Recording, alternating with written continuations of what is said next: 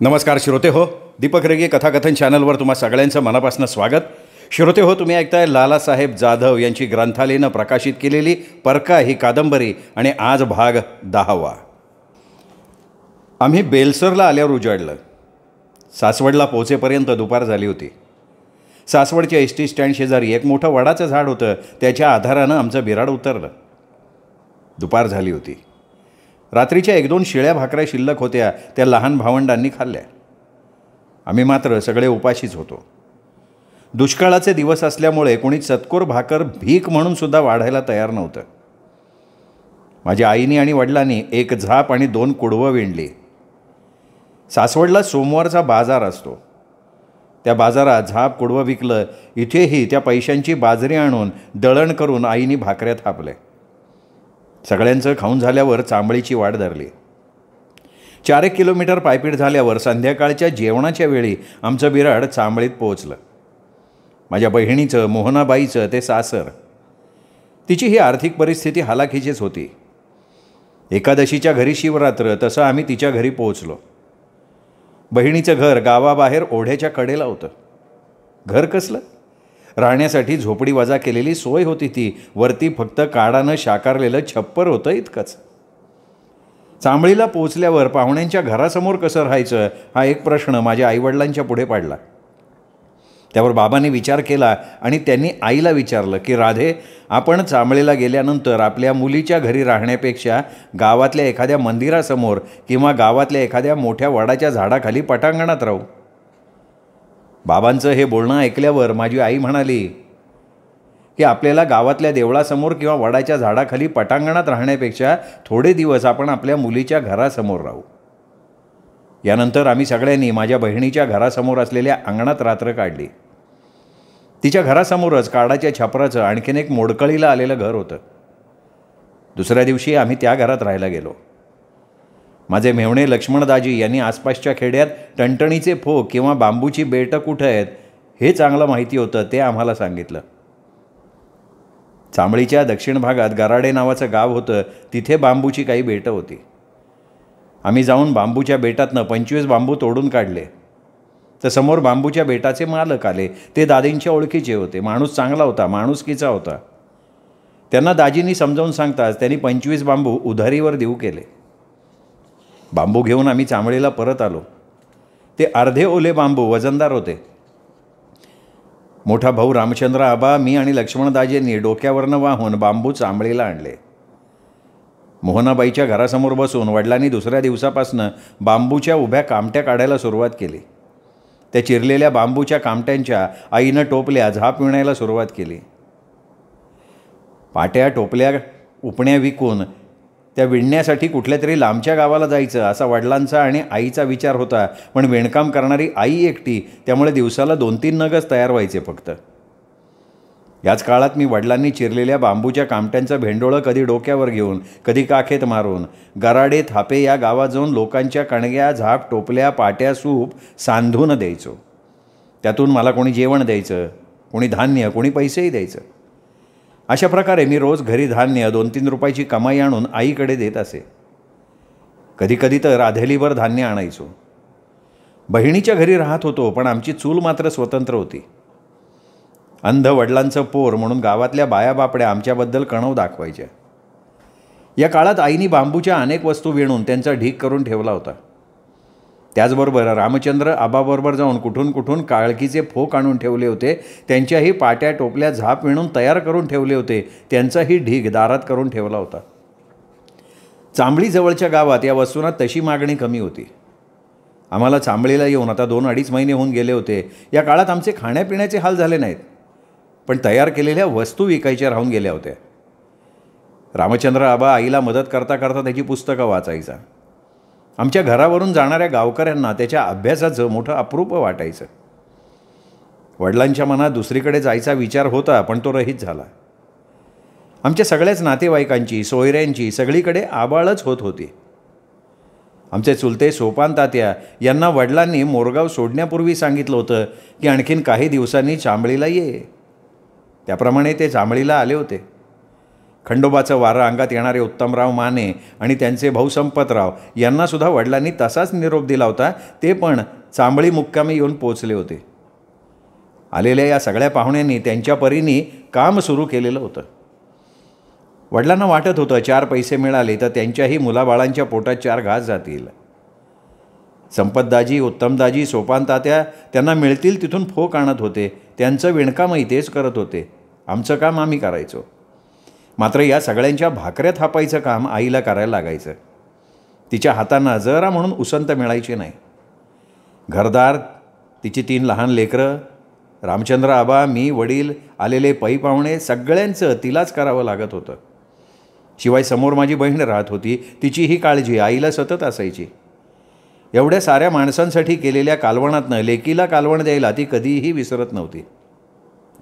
कधीकधी तर मला वाटायचं की आमच्या सर्वांपेक्षा आईला नांदत्या मोहनबाईची जास्त काळजी वाटत होती. तिला स्वतःला कालवण राहिलं नाही तरी बाईला हाक मारायची, कालवण द्यायची.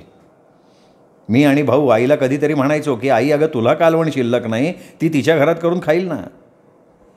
पण आम्ही असं म्हटलं तरी आई मोहनाबाईला हाक मारायची. ती आली की सगळं कालवण तिच्या ताटलीत ओतून मोकळं व्हायची. नंतर भरल्या डोळ्यांनी मिरचीच्या खरड्याबरोबर कोरडे घास खात राहायचे. कोरडे घास गिळतानाही तिच्या डोळ्यात लेकीला कालवण दिल्याचा आनंद ओसंडून वाहताना आम्हाला दिसायचा. मला वाटतं माय नावाच्या बाईमध्ये हे मायाळूपण निसर्गानं अगदी काठोकाठ भरून ठेवलं आहे. तिच्यामुळे जगात माणुसकी कायम जिवंत राहिली आहे. आईला माया नसती तर सगळं जग कोरडं बनलं असतं, ओसाड पडलं असतं, विस्कटून पडलेल्या कावळीच्या फोकाच्या झापासारखं. सोपानतात्या, उत्तमदाजी, संपतदाजी यांची कुटुंबही चांबळीत येऊन दाखल झाली होती. ती सगळी आपापल्या परीनं कामधंदा करून उदरनिर्वाह करत होती. माझी शाळा आता सुटल्याच जमा झाली होती. अधूनमधून मला शाळेची आठवण यायची, पण मलासुद्धा आता रानावनात भटकणं, कष्ट करणं आवडायला लागलं होतं. त्याहीपेक्षा महत्त्वाचं म्हणजे मोरगावातलं उपाशी जगणं नको होतं. इथे चांबळीला आल्यावर आमच्या पोटाची काळजी मिटली होती. सगळं घरदार चटणी भाकरी खाऊन का होईना पण समाधानी होतं. दुसरी गोष्ट म्हणजे या गावात कच्चा माल मिळत होता. डोंगरदऱ्यातून कावळीची, टणटणीची म्हणा, बांबूची म्हणा झाडं मिळत होती. वडिलांच्या आणि आईच्या डोळ्यामागे असणारी आमच्या भुकेची काळजी मिटली होती, याचंसुद्धा बरं वाटत होतं. माझा मोठा भाऊ रामचंद्र आबाचं 11वीचं वर्ष होतं. त्याची परीक्षा जवळ आली होती. त्याची 11वीची परीक्षा बारामती तालुक्यातल्या नेरा इथं होणार होती, त्यामुळे तो गावी गेला. आईनं बांबूपासून तयार केलेल्या पाट्या, टोपल्या इत्यादी वस्तूंचा अंगणात ढीग लागला होता. त्या विकायला पाहिजेत असं वडिलांनी सांगितलं, म्हणून मी, माझे मेव्हणे लक्ष्मणदाजी माने यांच्याबरोबर सासवड, सोनेरी, वडकी करत करत चालतच सिंधवणे, उरळी कांचनला पोचलो. आम्ही सगळं सामान सायकलवरून बांधून आणलं होतं. त्या भागात फिरताना 4च दिवसात सर्व विणकाम केलेलं सामान विकलं गेलं होतं. विकलेल्या विणकामातून आम्हाला बऱ्यापैकी धान्य आणि पैसे मिळाले होते. मात्र सामान विकत असताना आमची चांगली उपासमार झाली होती. उरळी कांचनमध्ये आम्ही गूळ आणि शेंगदाणे खाऊन, पाणी पिऊन दिवस काढले होते. सर्व विणलेलं साहित्य विकून झाल्यावर आता आम्ही सायकलवर धान्य घेऊन घरी निघालो होतो. घरी जाताना मिळालेलं धान्य सायकलवर घेऊन चालत चालत आम्ही 5व्या दिवशी चांबळीला पोचलो. माझे दुसरे मेव्हणे वाठार निंबाळकर, तिथले भगवानराव दाजी यांना वडिलांनी बोलवून घेतलं. भगवानदाजीसुद्धा चांबळी येथे आमच्याबरोबर राहण्यासाठी आले. आईबाबांनी विणलेल्या सर्व पाट्या, टोपल्या आम्ही लांब गावी जाऊन विकल्या. त्या बदल्यात धान्य आणलं. आता आम्हाला बसून चालणार नव्हतं. विणकाम करायचं म्हणजे फोक कापून आणणं आवश्यक होतं. थापा, गराडे या गावाच्या भोवताली असलेल्या डोंगरात फोक मिळत होते. एक दिवशी भगवानराव दाजी, बाबा आणि मी फोक आणण्यासाठी सकाळीच निघालो. तासाभरात गराडे या गावाच्या बाजूला असलेल्या डोंगरावर पोचलो. तिथे एका शेतकऱ्याच्या बांधावर घाणेरी तशीच कावळीची पुष्कळ झाडं होती. आम्ही फोक काढायला सुरुवात केली. कावळाभर फोक कापून झाले तेवढ्यात शेताचा मालक तिथे आला. आम्ही काढलेले फोक बघून त्याचं पित्त खवळलं. त्यांनी आम्हाला रागानं शिव्या घालायला सुरुवात केली. भडवेव कोणाला विचारून फोक कापलं रे? तुम्हाला काय तुमच्या बापाचा माल वाटला का? असं म्हणून त्यांनी सरळ भगवानदाजींच्या मानगुटीला हात घातला. त्याचं तोंड चालू होतं. शिव्या घालता घालता तो म्हणाला, मला विचारलं का? तुमच्या मायला, तुम्ही असं नाही ऐकणार, तुम्हाला चांगला हिसका दावला पाहिजे. असं म्हणून त्यांनी मुठभर फोक हाती घेतले आणि भगवानदाजीला मारायला सुरुवात केली. भगवानदाजी अगदी शांतपणे हात जोडून त्याला म्हणत होते, मालक चुकलं, एवढ्या वेळेला माफ करा. चुकलं काय चुकलं रे? दुसऱ्याच्या शेतातलं फोक कापाय लाज नाही वाटत भाडवे? असं तोंडानं म्हणत भगवानच्या दिला तो फोकानं मारतच राहिला. मालक नका ना मारू असं म्हणत मी भगवानदाजीला त्याच्या तावडीतून सोडवण्याचा प्रयत्न केला, पण त्यांनी मलाही ढकलून दिलं. माझे वडील हात जोडून त्या शेतकऱ्याला म्हणत होते की मालक सोडा, पुन्हा तुमच्या वावरात किंवा बांधावर सुद्धा येणार नाही. पण तो शेतकरी ऐकायला तयार नव्हता. तो त्याच्या तोंडाला येईल त्या शिव्या देत होता, आई बहिणीचा उद्धार करत होता. माझ्या अंधवडिलांची हात जोडून केलेली विनंतीही ऐकत नव्हता. मी लहान असलो तरी मेव्हण्याच्या आणि त्या शेतकऱ्याच्या मध्ये जाऊन मेव्हण्याला सोडवण्याचा प्रयत्न केला होता, पण तो काही ऐकून घ्यायच्या मनस्थितीतच नव्हता. भगवानदाजींना सोडवण्याच्या प्रयत्नात आणि झालेल्या झटापटीत आमच्या दोघांचेही कपडे फाटले होते. माझ्या वडिलांनी पाहुणा म्हणून बोलवून घेतलेल्या दाजींच्या अंगावर फोकाचे वळ उमटत होते. आम्ही परक्या गावात होतो. भगवानदाजींना मारून मारून त्या शेतकऱ्याला दम लागला तेव्हा तो मारायचा थांबला. त्यांनी हातातला फोक खाली टाकला, भगवानदाजींना सोडून दिलं. आमच्या पाहुण्या माणसाला आमच्यासाठी मार खावा लागला होता. आम्ही गरीब माणसं पोटासाठी काम करत होतो. खरं तर त्या फोकाचा शेतकऱ्याला उपयोग काही नव्हता, पण ते त्याच्या मालकीचे होते एवढंच. दुष्काळात आम्ही सगळे पोट भरण्यासाठी गाव सोडून परक्या गावी आलो होतो. त्यात आमची जात अशी आहे, या कैकाडी जातीला या समाजाव्यतिरिक्त इतर समाजात काडीचीही किंमत नाही. अशिक्षित गावगाड्या बाहेर असणारी आमची जात, आमची दाद घेणार तरी कोण? आम्हाला सगळा अन्याय निमूटपणे सहन करावा लागत होता. शेतकऱ्यांच्या बांधावरले कापलेले ते फोक तिथेच सोडून आम्ही मागे फिरलो. भगवानदाजीला शेतकऱ्याच्या मारापासून बचावण्याच्या प्रयत्नात आमच्या दोघांचे कपडे फाटले होते. आमची अवस्था फार दयनीय झाली होती, पण सांगणार कोणाला? आणि सांगितलं तरी आमचं ऐकणार कोण? अपमानाचे आवंडे गिळत मी वडिलांचा हात धरून चाललो होतो आणि ते माझा हात धरून चालता चालता शिव्यांची लाखोली वाहत आपला दुबला राग व्यक्त करत होते. भगवानदाजी आणि मी काही न बोलता गप्प चाललो होतो. येताना पुन्हा आम्ही गराडे गावाच्या वस्तीवरनं जात होतो. त्या वस्तीतनं जात असताना आम्हाला 2 बायकांनी बघितलं. मी माझ्या आईसारखा गोऱ्या रंगाचा होतो, तर माझे वडील आणि भगवानदाजी मातकट रंगाचे. आम्हाला बघून त्या बायकांना वाटलं की ह्या गोऱ्या रंगाच्या मुलाला या 2 माणसांनी पळवून चालवलं आहे का काय.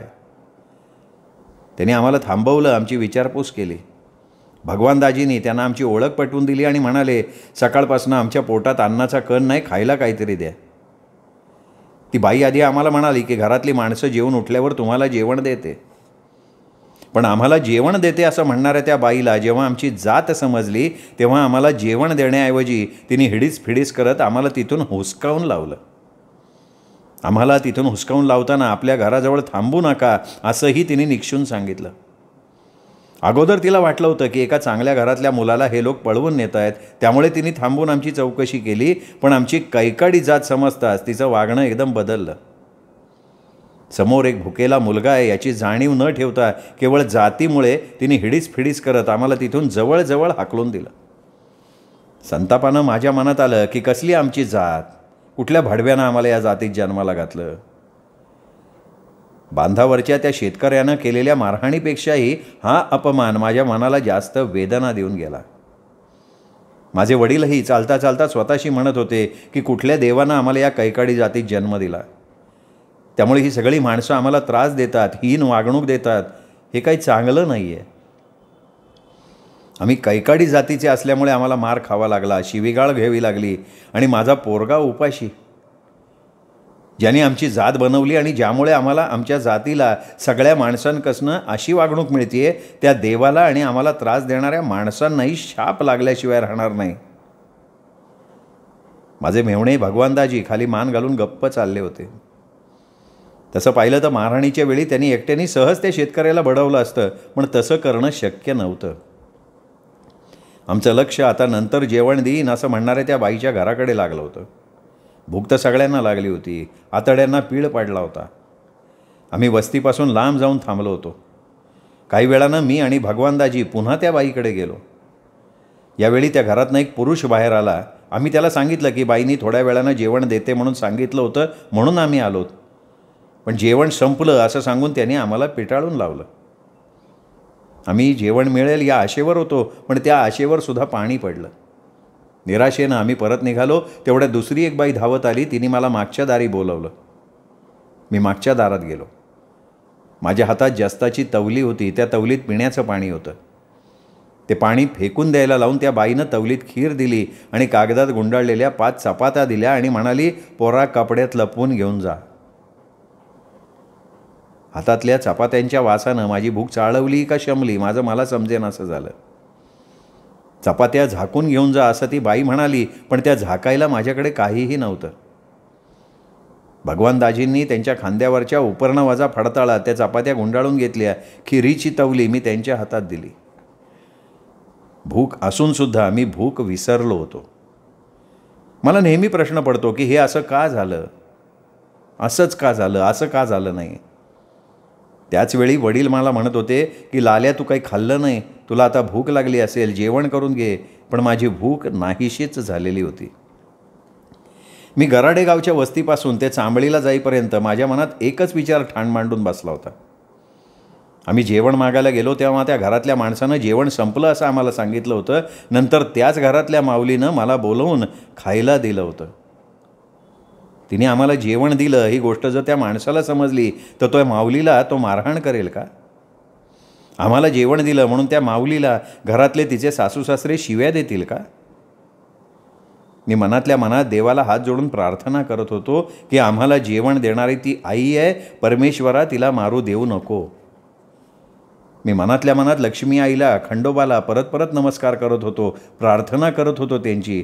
आणि मला त्याच वेळी देवाचा रागही येत होता. जर देव असेल तर त्यांनी माझ्या भगवान दाजीला मारू का दिलं? माझी आई नेहमी म्हणते की देव हा आईसारखा असतो, सगळ्यांवर सारखी माया करतो. मला पटत नव्हतं तिचं म्हणणं. देव जर सगळ्यांवर सारखीच माया करत असता तर त्यांनी आम्हाला अशा अडचणीत टाकलंच नसतं. आम्हाला अशा प्रकारची हीन वागणूक मिळालीच नसती. आम्हीच काय, पण त्या म्हारांना, मांगांनाही आमच्यासारखं जीवन जगावं लागलं नसतं. त्या चांभारांची तीच गत. चांभारांनी तयार केलेला वाहणा ही लोक त्यांच्या घराघरात घेऊन जातात. त्या मांगानं तयार केलेली किरसुणी, दोरखंड यांच्या घरादारात चालते. आम्ही केलेल्या टोपल्या त्यांची भाकरी ठेवायला चालतात. आम्ही केलेल्या कणग्या धान्य ठेवायला चालतात. आमचं बाकी सगळं चालतंय, फक्त एका मागासवर्गीय माणसानं उच्चवर्णीय माणसाला केलेला स्पर्श तेवढा चालत नाही. एखाद्या अस्पृश्य व्यक्तीनं सवर्ण किंवा ब्राह्मणाला केलेल्या स्पर्शानं वेटाळ होतो, पण या व्यक्तीपासून झालेला वेटाळ जनावराच्या मूत्रानं शुद्ध होतो. हे कसं काय? हे असे विचार डोक्यात चालू असताना आम्ही चांबळीत कधी आलो समजलंच नाही. आमच्या अंगावरची फाटलेली कापडं बघून मोहनाबाई धावत आली. आम्ही तिघं घराच्या वळचणीला बसलो होतो. मोहनाबाईनं मला जवळ घेतलं, विचारपूस केली. तेवढ्यात माझी आई आली. माझे सगळे मेव्हणे तिथे होते. आमच्या भोवती सगळ्यांचा गाराडा पडला. काय झालं याची सगळे पूछताछ करू लागले. त्यांना मी काही सांगण्यापूर्वी भगवानदाजी ढसाढसा रडायला लागले. काही वेळानं भगवानदाजी काहीसे शांत झाले आणि सांगायला लागले की माझा हा अंध सासरा आणि लाल्या बरोबर नसता तर त्या शेतकऱ्याला तिथंच हातातल्या विळ्यानं आडवा केला असता आणि पसार झालो असतो. त्यावर सगळे आपापल्या परीनं काही बोलत राहिले. काही वेळानं शांत झालं सगळं. आईनं मोठं पातेलभर भात घातला होता, भाकऱ्या थापल्या होत्या. मोहनाबाईनं सगळ्यांना जेवायला वाढलं. आम्ही जेवण केलं. आमचं जेवण होईपर्यंत सगळे तिथेच बसले होते. दुसऱ्या दिवशी आम्ही भिवंडीला गेलो. तिथे बांबूची बेटं होती. एका बांबूच्या बेटाच्या मालकाकडनं आम्ही 5 बांबू कापून आणले. भगवानदाजींनी 3 बांबूंची मोळी केली, खांद्यावर घेतली. मी 2 बांबूंची मोळी खांद्यावर घेतली आणि आम्ही चांबळीची वाट चालायला लागलो. पितृपक्ष चालू होता. आम्ही पुन्हा एका शेतकऱ्याच्या दारात गेलो. शेतकऱ्यानं घरात तयार केलेले पदार्थ एका पत्रावळीवर मांडून ती पत्रावळ कावळ्यासाठी झाडाखाली ठेवली होती. सगळी माणसं त्या पत्रावळीवरच्या पदार्थांना कावळा कधी शिवतो याची वाट बघत उभी होती. कावळ्यानं अन्नाला स्पर्श केला, त्यातला घास उचलून घेऊन गेला की ते अन्न आपल्या पितराला पोचलं अशी समजूत आहे. वाढलेल्या नैवेद्याला कावळा शिवला की आम्हालाही आनंद होत असे, कारण त्यानंतर ती माणसं जेवायला बसत असत आणि त्यांची जेवणं झाल्यानंतर आम्हाला जेवण मिळत असे. त्या शेतकऱ्याच्या घरात त्या दिवशी कुठले पदार्थ बनवलेत ते आम्हाला त्या कावळ्यासाठी वाढलेल्या पत्रावळीकडे बघून समजत असे. त्या दिवशी कावळ्यानं नैवेद्य खाल्ल्यानंतर त्या घरातल्या माणसांची जेवणं झाली आणि मग आम्हालाही पत्रावळीतनं अन्न वाढलं गेलं. कसे का असेना ते खाऊन आमची पोटं भरली. आमचं जेवण झाल्यानंतर कोणीतरी आम्हाला प्यायला पाणी दिलं. पाणी दिलं म्हणजे आमच्या ओंजळीत दुरून पाणी ओतलं. पाणी पिऊन झाल्यावर भरल्या पोटानं आम्ही पुन्हा बांबूची ओजी उचलली, घरचा रस्ता धरला. बिवडी ते चांबळी चांगलं 4-5 किलोमीटर अंतर. बांबूचं ओझं कधी डोक्यावर कधी खांद्यावर असं करत आम्ही एकदाचे लवणात पोचलो. आमच्या डोक्यावर असलेले बांबू खाली टाकले आणि हुश्य करत विश्रांतीसाठी वडाच्या झाडाखाली गार सावलीत बसलो. माझ्या डोक्यात अनेक प्रश्न घोंगावत होते. वडाच्या थंडगार सावलीत बसल्यावर न राहून मी सहजपणे भगवान दाजीला एक प्रश्न विचारला की दाजी, या पितृ पंधरवड्यामध्ये कावळ्यांना जेवण का देतात? या कालावधीत कावळ्याच्या रूपानं त्यांचे पूर्वज येत असल्यानं त्यांच्या पूर्वजांना आधी जेवायला घालतात. कावळ्यांना अन्न शिवल्याशिवाय दुसऱ्या माणसांना जेवण देत नाहीत. वर्षातल्या इतर वेळी कावळ्यांना अशुभ मानतात आणि पितृपक्षात मात्र त्यांना आपले पूर्वज मानून जेवायला घालतात. एकदा कावळ्याच्या रूपातल्या पूर्वजांना खायला घातलं की त्यांचासुद्धा सगळ्यांना एक वर्षभर विसर पडतो. असं का? अशा प्रकारच्या चालीरीती कशा असू शकतात? त्याचप्रमाणे सर्वांचेच पूर्वज कावळेच कसे असू शकतात हे माझ्या लक्षात येत नाही आहे. मी भगवान दाजीला प्रश्न विचारले, पण दाजी त्याच्यावर फार बोलले नाहीत. ते फक्त म्हणाले, आपल्याला काय करायचं आहे? आपल्याला फक्त पोटभर गोडधोड खायला मिळालं की बास. त्यांच्या पितराच्या नावानं आपण जेवायचं, बाकी सगळं जाऊ दे तिकडं मातीत.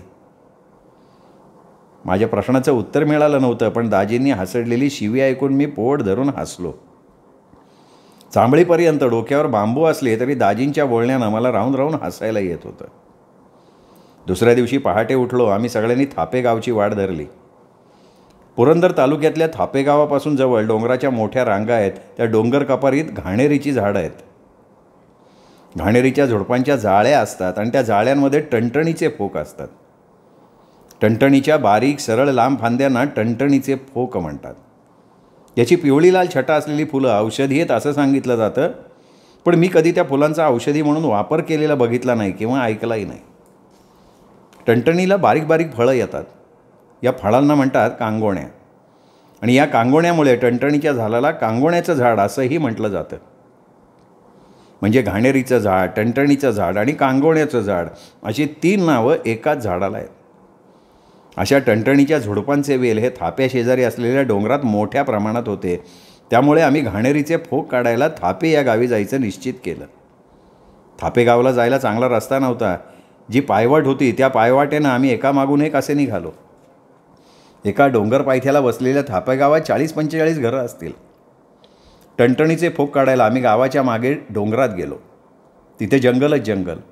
जावं तिकडे भेसूर घनदाट जंगल. टणटणीचं झाड तसं मोठं नसतं. जेमतेम जास्वंदीच्या झाडा एवढी उंची त्याची. त्याला सरळ फोकाऱ्या आलेल्या फांद्या. त्या बारीक आकाराच्या पण लांब सरळ असलेल्या फांद्या कापून घ्यायच्या, वेळ्याच्या साह्यानं साफ करायच्या, त्यांच्या मोळ्या बांधायच्या आणि त्या डोक्यावरनं 20-25 किलोमीटर लांब घरापर्यंत आणायच्या. त्या वाळलेल्या काड्या पाण्यात भिजवल्या की लवचिक होतात. त्यांची विणलेली वस्तू सुबक रेखीव दिसते, शिवाय ती टिकाऊ असते.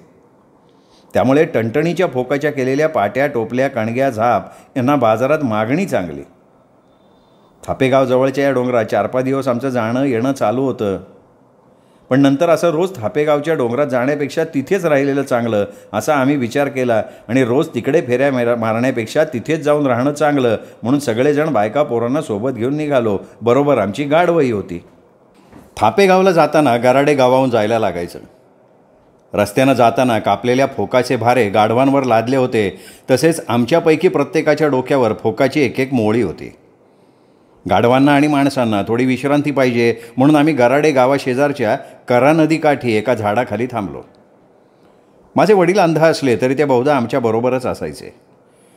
वडिलांची नदीत आंघोळ उरकेपर्यंत आम्ही सगळे म्हणजे माझे चुलते सोपान तात्या, संपतदाजी, उत्तमदाजी, भगवानदाजी आणि मी त्यांच्याबरोबर मासे पकडायला म्हणून नदीत उतरलो. आमच्याकडे मासे पकडायचं जाळं होतं. सगळ्यांनी मिळून जाळ्याचे 4 कोपरे धरून नदीपात्रात जाळं टाकलं आणि 1.5-2 किलो मासे आले जाळ्यामध्ये. सगळ्यांना मोठा आनंद झाला. पुन्हा जाळं टाकलं तर पुन्हा 2-2.5 किलो मासे जाळ्यात आले. म्हणजे त्या दिवशी आम्हाला 4-5 किलो मासे मिळाले होते. बऱ्याच दिवसात आम्ही कोणी मटण किंवा मासे खाल्ले नव्हते. आमच्यात खाणाऱ्या डोक्यांची संख्या बरीच मोठी होती. त्या सगळ्यांसाठी मासे मटण आणणं आर्थिकदृष्ट्या परवडणारं नव्हतं. यावेळी आमची बिऱ्हाडं आम्ही सोबत आणली असल्यानं दुपारचं जेवण माशाच्या कालवणाचं झालं होतं. जेवल्यावर आम्ही पुन्हा 8 किलोमीटर चालत थापेगावला गेलो. गावात पोचेपर्यंत सूर्य मावळला होता. आम्ही आश्रयासाठी कुठेतरी जागा शोधत होतो. थापेगावात एक मोठा वाडा होता. वाड्यासमोर मोठं पटांगण होतं. पटांगणाच्या एका बाजूला कडुलिंबाची 2 झाडं होती. त्या झाडांच्या खोडांच्या आधाराला म्हणजे आडोशाला आमची बिऱ्हाडं उतरवली. पीठ पाणी असलं तरी उद्याची सोय म्हणून रात्रीच गावातल्या पट्ट्याच्या पिठाच्या गिरणीवरनं दळण दळून आणलं. त्यावेळी आमच्याबरोबर सगळ्या बहिणी मेहुणे होते. त्यामुळे रात्री त्या लिंबाच्या झाडाखाली 4-5 चुली पेटल्या. दोघा मेहुण्यांनी गावात जाऊन उद्यासाठी लागणारा किराणा माल दुकानातनं विकत आणला. वडिलांना आणि लहान बहिणीला बिऱ्हाडावर ठेवून आम्ही पहाटेच फोक कापायला डोंगरात गेलो. टणटणीची झाडं मोठी नसली तरी या झाडांच्या फांद्याची जाळी झालेली असतात. शिवाय त्यांच्याभोवती इतर काटेरी झुडपं असतात. साग, खैर अशी मोठमोठी झाडंही त्यांच्याभोवती रान भरून पसरलेली असतात. अशावेळी टणटणीच्या झाडापर्यंत पोहोचण्यासाठी बाजूची झाडं तोडून वाट करावी लागते. वाट करण्यासाठी आमच्यापैकी प्रत्येकानं आपापले वेळे सपासपा चालवायला सुरुवात केली. मग त्यांच्याप्रमाणे मी सुद्धा त्या झाडांच्या जंजाळात पसरलेल्या टणटणीपर्यंत पोचण्यासाठी सपासपा वेळा चालवत आत घुसलो. माझ्या बाजूला करवंदाची झाडं होती. ती कापताना, त्याच्या फांद्या उपसून काढताना त्याचे काटे लागून खरचटलं, हातापायांना जखमा झाल्या. पण त्याची पर्वा न करता मी आत घुसलो.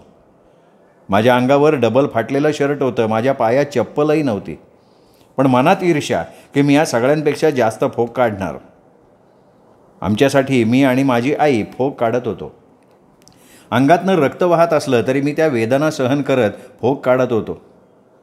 एकाग्र चित्तानं फोक काढत असताना 10-5 फोक मुठीत घेऊन फोक काढण्यासाठी मी वेळा चालवणार, तोच समोरून तोंड वाचलेला मोठा साप चावताळून माझ्या अंगावर फणा काढून धावला. त्याचं तोंड माझ्या हातातल्या वेळ्याच्या बाजूला होतं.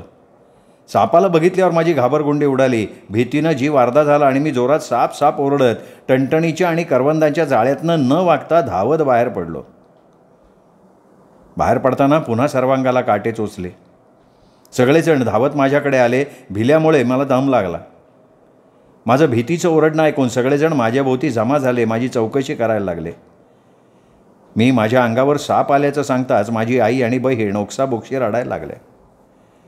मी फोक काढत असताना माझ्या अंगावर साप आला, हा मोठा अपशकुन झाला असं सगळ्यांना वाटलं. साप असलेली जागा बदलून दुसरीकडे फोक काढण्यासाठी जायचं सगळ्यांनी ठरवलं. भीती तर सगळ्यांना वाटत होती. जागा बदलून आम्ही पुन्हा फोक काढायला सुरुवात केली. तासात 1.5 तासात सर्वांच्या मागे भरपूर फोक जमा झाले होते. सगळ्यांना भुका लागल्या होत्या. पण तरीही थोड्या वेळानं जेवायला बसू, थोड्या वेळानं जेवायला बसू असं म्हणत सगळे काम करत राहिले. फोक जमा करत असताना वनविभागाचे काही कर्मचारी तिथे हजर झाले. येता क्षणी त्यांनी संपतदाजी आणि भगवानदाजींकडे बघत शिव्या द्यायला सुरुवात झाली. मला तर काही कळेना. जागा सरकारची, मग इथे शिरजोरी करायला कोण आलं? त्यांनी तात्यांच्या, माझ्या चुलत्यांच्या हातातला विळा हिसकावून घेतला. संपतदाजींनी सगळ्यांना हाक मारली. संपतराव कैकाडी भाषेत म्हणाले, आळा वळली वक्की वांगो यांकर नायो वाळ मोक्ताद वांदीर नामरक कोल आर करक तरामागीर हिंट वांगो लवकर. म्हणजे सगळेजणं फोकाच्या जाळीतनं बाहेर या लवकर. फॉरेस्ट खात्यातला साहेब आलाय, फोक कापू नका म्हणतोय. त्याचप्रमाणे मला तो मारतोय, लवकर या. सगळेजण त्या वन खात्यातल्या माणसांपुढे येऊन उभे राहिले. खरं तर नियमानुसार जंगलातली वृक्षतोड करायला मनाई असते. पण आम्ही तर टणटणी या झुडपी वेलाचे बारीक फोक कापत होतो. वनातली झाडं आम्ही तोडत नव्हतो. आम्ही कुठल्याही मोठ्या झाडाला हात लावला नव्हता. पण वनकर्मचारी ऐकून घ्यायला तयार नव्हते. त्यांनी उत्तमदाजीला मारहाण केली. माझे सगळे नातेवाईक अशिक्षित होते. मी लहान होतो, त्यामुळे मला काही कळत नव्हतं. माझे चुलते तात्या यांना राग अनावर झाला. वनकर्मचाऱ्यांकडे बघत ते म्हणाले, कशाला आली ही फॉरेस्ट खात्यातली लोक? आपल्याला आता पनवते लागणार. आज पहिला दिवस आणि पहिल्या दिवशी पहिल्या घासाला लागला एक खडा. आता आपलं काय खरं नाही. त्या वनकर्मचाऱ्यांनी आम्हा सगळ्यांना एकत्र बसवलं. आमच्या विरोधात झाड कापण्याचा गुन्हा नोंदवण्यासाठी आणि आमच्यावर केस दाखल करण्यासाठी आमची विचारपूस करत आमची नावं लिहून घ्यायला लागले. प्रथम संपतदाजी यांची चौकशी करताना त्यांनी त्यांचं नाव, गाव विचारलं. शेंडाजी, मुंडाजी, मगराजी असं त्यांनी नाव सांगितलं आणि गावाचं नाव ओकर गाव असं सांगितलं. त्यानंतर आम्ही सगळ्यांनीच त्या कर्मचाऱ्यांना खोटी नावं सांगितली, त्यांनी ते तशी लिहूनही घेतली. असे प्रसंग आमच्या समाजावर नेहमीच येत असल्यामुळे आमच्या लोकांची खोटी नावं आणि खोटी गावं सांगायची पूर्वतयारी असायची हे मला त्या दिवशी कळलं. आमचा तो सगळा दिवसच वाईट गेला होता. कापलेले फोक जमा करून आम्ही दुपारी थापे गावी आलो. त्यानंतर 10 दिवस आम्ही तिथे फोक काढत होतो, पण एकदाही कुणी वनकर्मचारी आमच्याकडे फिरकला नाही. आमच्याकडे अगोदर कापलेले आणि आत्ताचे मिळून चांगले ट्रक भरून जाईल एवढे टणटणीचे फोक जमले होते. हा कापलेला माल आम्हाला गराडे गावाहून राजगुरुनगर तालुक्यातल्या कन्हेरसर या गावी घेऊन जायचं होतं. किराणा आणि इतर सामानाची ने-आण करण्यासाठी तेव्हा गराडे गावात ट्रक यायचा. त्या दिवशी किराणा माल घेऊन गरोड गावी आला होता. तो संध्याकाळी पुन्हा पुण्याला जाणार होता.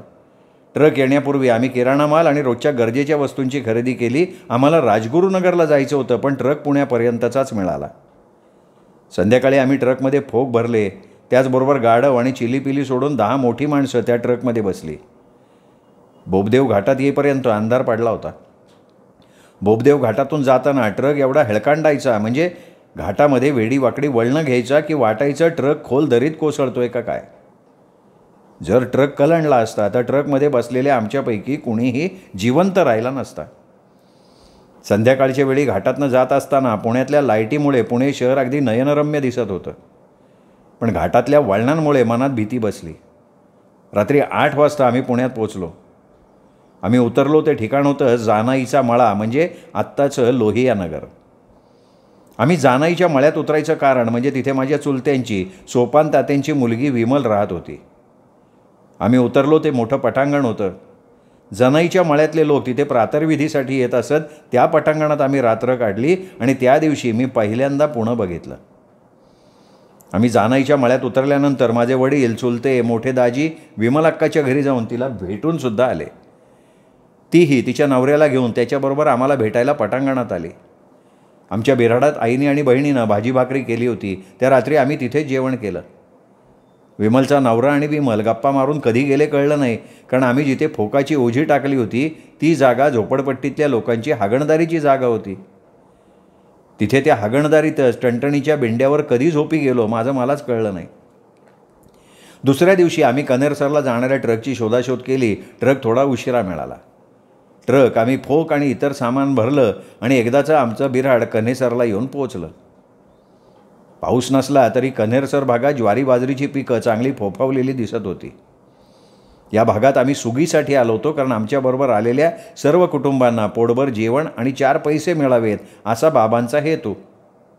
तशी गावाकडे सगळ्यांची दैना होती, म्हणून सगळे लेकी आणि जावई यांना घेऊन ते कन्हेरसरला आले होते. नेहमी लोकवस्ती बाजूला करून आम्ही आमची राहायची व्यवस्था करायचो. आमचं सगळं उघड्यावरचं बिऱ्हाड, वर आभाळ खाली धरती अशा पोकळीत आमचा आयुष्याचा प्रवास असायचा. त्यावेळेला आमच्या कैकाडी समाजाची अवस्था फार वाईट होती. म्हणजे आजही ती फारशी बदलली आहे किंवा चांगली आहे असं नाही म्हणता येणार. अज्ञानरूपी अंधकारात गुरफटलेला हा समाज पोटाची खळगी भरण्यासाठी गावोगावी वणवण फिरत असतो. ज्या गावच्या परिसरात पीक पाणी चांगलं आहे त्या ठिकाणी मुक्काम करायचा. पाट्या टोपल्या कुडकं बनवून शेतकऱ्यांना द्यायच्या. जे काही पैसे किंवा शेतकरी धान्य देतील ते घ्यायचं. असा चांगला 10-15 दिवस मुक्काम करायचा आणि मग पुढे चालू लागायचं. आम्हाला न्याय नाही, इज्जत नाही, भविष्याचं नियोजन नाही, मुलाबाळांची उद्याची काळजी नाही. नव्हे, या गोष्टी कैकाड्यांच्या मनातसुद्धा यायच्या नाहीत, कारण आज त्यांचं पोट भरण्यात सगळं आयुष्य निघून जायचं. ज्या गावात सुगीसाठी जायचं त्या गावाबाहेर मोठ्या पटांगणात आमची राहायची बिऱ्हाडं पाडायची. रात्रीच्या उजेडाची आम्हाला चिंता नसायची. संध्याकाळ झाली की आमच्या समाजातल्या महिला स्वयंपाक करायच्या आणि अंधार पडला की सगळ्यांची जेवणं उरकायची. चुलीच्या विस्तवाचा काय तो उजेड. चुलीतल्या विस्तवाचा उजेड असेपर्यंत आमच्या सगळ्यांची जेवणं उरकून घ्यायला लागत होती. अंधार फक्त बाहेरच नव्हता, तर या समाजातल्या अनेक कुटुंबाच्या आयुष्यातसुद्धा अंधार दाटलेला असायचा. आजच्या काळातसुद्धा अनेक कुटुंबांची अशीच परिस्थिती आहे. कन्हेरसर इथे यमाई देवीचं मंदिर होतं. मंदिराच्या समोर पूर्वेला सगळं रान होतं. जवळ दक्षिण भागात नदी वाहत होती, मात्र त्या ठिकाणी सावलीची काही सोय नव्हती. आमचा पाण्याचा प्रश्न मिटला, पण सावलीसाठी काही नव्हतं. फोकाच्या पेंड्या चारही बाजूनी झोपडीसारख्या बांधल्या होत्या. त्याच पेंड्यांना उभं करून खोपीसारखा आकार दिला आणि त्या खोपीच्या सावलीला माझी आई आणि भावंडं बसवली. तशाच खोप्या सगळ्यांनी केल्या. त्याच आडोशाला आमच्या चुली पेटल्या. आमच्याकडचं काम माझ्यावर जास्त पडायला लागलं. 2 दिवस टणटणीचे फोक नदीत भिजवायला घेऊन गेलो. भीमराव नावाचा माझा धाकटा भाऊ 10 वर्षांचा असेल, तो मला मदत करू लागायचा. त्यांनी आणि मी मिळून सगळे फोक नदीच्या कमी पाणी असलेल्या बाजूला भिजत घातले. माझ्या मेहुण्यांनी आणि चुलत्यांनी त्याच रांगेत फोक भिजू घातले. 2 दिवसांनी भिजलेले फोक पाण्यातनं काढले, वडिलांसमोर ठेवले. त्यांनी त्याच्या बारीक कामट्या काढायला सुरुवात केली. आईने विणायला सुरुवात केली. 2-4 दिवसात पाट्या, कणग्या, झाप, कुडक्या आकाराला यायला लागले. तशी त्यांना मागणी यायला लागली. तात्या, नानी, मेहुणे कामाला लागले. त्यांच्याही वस्तू तयार व्हायला लागल्या. आईनं विणलेल्या वस्तू घेऊन मी आणि धाकटा भाऊ भीम कनेरसर, पावळ, पूर, गोसायसी, केंदूर, वरुड, वाबगाव इत्यादी गावात विकायला जायचो. वस्तू विकून परत येताना युनिफॉर्म घालून शाळेत जाणारी मुलं मुली आम्हाला दिसायची. शाळेत जाणाऱ्या त्या गणवेश घातलेल्या मुलांकडे बघत असताना मला माझ्या शाळेची आठवण येत असे. गावातली प्राथमिक शाळा मोरगावात होती. शाळेत जाताना कधी मला गणवेश मिळाला नव्हता. मी आणि माझा भाऊ आबा शाळेत जाताना नेहमीचे कपडे घालायचो. आमची कपड्यांची नेहमीची आबाळ. रोजचे कपडे जिथे फाटके तुटके विटलेले असायचे, तिथे शाळेचा गणवेश मिळणार कुठून? पोटासाठी चाललेली आमची ही भटकंती आता 3 महिने चालू होती. माझी शाळा सुटून 3 महिन्यांपेक्षा जास्त दिवस झाले होते. मला वाटत होतं की आता मी कधी शाळेत जाऊ शकणार नाही. वडील अंध, आईच्या पदरात आम्ही 5 मुलं. हे बघितलं की मला वाटायचं, माझ्याशिवाय माझ्या आईवडिलांना मदत करणार कोण? मग मी गपगुमान कामाला झुंपायचो. शाळेला जायला मिळत नाही याचं शल्य मनात कायम असायचं. माझा मोठा भाऊ आबा मात्र सोमेश्वर नगर इथल्या महाविद्यालयात 1ल्या वर्षाला शिकत होता आणि आम्ही पोट भरण्यासाठी या गावात आलो होतो.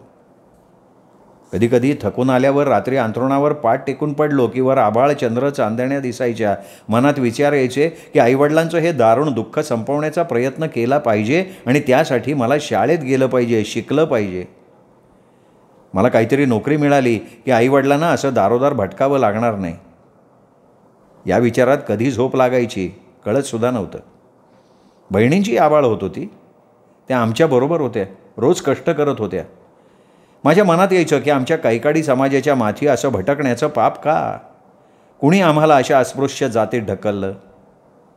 या प्रश्नांची उत्तरं तेव्हाही नव्हती आणि आजही मला खऱ्या अर्थानं उत्तरं सापडलेली नाहीत. या देशाची जाती व्यवस्था त्याला कारणीभूत आहे. जात ही गोष्टच अशी आहे की जन्मता माणसाला चिकटून येते, जन्मभर चिकटून राहते. आमच्या खांद्यावर जातीबंधनं आणि गरिबीचं जोखड टाकून कुरापती करणारी माणसं मात्र मजेत जागतायत. कैकाडी, वडारी, टाकारी, भांडीवाले, नंदीवाले, माकडवाले, मरियाईवाले, कुडमुडे, जोशी हे सगळेच फिरसते. कुणाच्या पापाची फळं आमच्या माथी कुणी घातली असा पसारा डोक्यात वाढत जायचा, डोकं भणाणून जायचं. माझ्या मनातल्या व्यथा मला कुणाकडेही व्यक्त करता येत नव्हत्या. मला माझं मन मोकळं करता येत नव्हतं. कनेसरमधले दिवस खाऊन पिऊन रोज कष्ट करून पुढे पुढे जात होते. माझ्या वडिलांनी येताना भाऊ, भाऊजय, लेक, जावई बरोबर आणले होते. ते त्यांनाही मदत व्हावी, त्यांचंही पोट भरावं यासाठी. पण तीच माणसं नंतर माझ्या आईवडिलांशी स्पर्धा करायला लागली. माझे चुलते सोपान तात्या आणि माझ्या वडिलांच्या बहिणीचा मुलगा उत्तमदाजी, संपतदाजी मी नदीत भिजत घातलेले फोक चोरायला लागले. त्यांना विचारायला गेलं तर भांडणावर उतरायला लागले. सोपान तात्या माझ्या वडिलांचा सख्खा भाऊ. खरं तर त्यांना त्यांच्या अंध भावाची दया यायला पाहिजे होती. त्यांनी आपल्या भावाला मदत करायला पाहिजे होती. पण मदत करायची सोडून त्यांनी आमची गिऱ्हाईकं चोरायला सुरुवात केली. त्याचं असं झालं की आम्ही कणगी, टोपल्या, पाट्या, मोठे झाप विणत असताना गावातला एक इसम आम्हाला ऑर्डर देऊन गेला. माझ्याकडे 2 10-10 मणाची मोठी कणगी पाठवून दे असं सांगून गेला. माझी आई चांगली कणगी करायची. त्या माणसासाठी चांगली 100-200 किलो धान्य बसेल अशी कणगी तयार झाली. नंतर मी त्या माणसाच्या घराचा पत्ता शोधत गेलो. जाऊन त्याला सांगितलं की मालक, तुमची कणगी तयार झाली आहे, ती न्यायला माणूस पाठवा की उद्या मी घेऊन येतो. तर त्या माणसानं सांगितलं की कालच तुमच्या माणसानं कणगी आणून दिली. आमचा सौदा झालेला ऐकला होता माझ्या चुलत्यानं आणि मधल्यामध्ये त्या माणसाचा पत्ता काढून त्याला कमी भावात कणगी नेऊन दिली होती. हे असले प्रकार नेहमी व्हायला लागले. माझे चुलते, आत्याचा मुलगा यांच्या असल्या वागण्यानं आमच्या तयार झालेल्या वस्तू घरात पडून राहायला लागल्या आणि त्यांना बोलायला गेलं तर ते आमच्याशी दांडगाई करायला लागले. मी रोज सकाळी उठून भिजलेले पोक आणून देत होतो. तयार झालेला माल आसपासच्या पंचक्रोशीत विकायला घेऊन जात होतो. उशीर झाला तर त्याच गावात कोणाच्या तरी दारावर उभं राहून भूक लागली म्हणून भाकर मागत होतो. कुणीतरी मावली एखादी भाकर त्यावर असेल ते कोरड्यास घालायची. मी त्यांच्याच घराच्या सावलीला बसून ते खायचो, त्यांना पाणी मागायचो. माझ्या उंजळीत वरनं पाणी ओतलं जायचं. शाळेत जायची मला कितीही उर्मी असली तरी परिस्थिती मात्र शाळेत जायला अनुकूल नव्हती. माझी शाळेची आशा सुटल्यात जमा होती.